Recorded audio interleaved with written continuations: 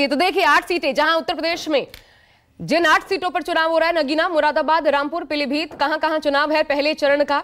अहम सीटें हैं, अहम चेहरे जो चुनावी दंगल में अपनी किस्मत आजमा रहे हैं। सहारनपुर, कैराना और तमाम सीटों को न्यूज़ 24 कवर कर रहा है। बिल्कुल आशा, और ये 8 सीट बहुत महत्वपूर्ण है पहले चरण की, क्योंकि ये कहा जा रहा है कि वेस्टर्न यूपी की 8 सीटें तय कर देंगी कि आगे पार्टियों की स्थिति क्या रहने वाली है और कौन दिल्ली तक पहुंचेगा। 2024 में दिल्ली की गद्दी पर कौन बैठेगा। An independent inquiry by 3 retired Supreme Court judges to go into the quid pro quo with the electoral bonds. So he said that by targeting electoral bonds, whatever happened, they pushed people into black money.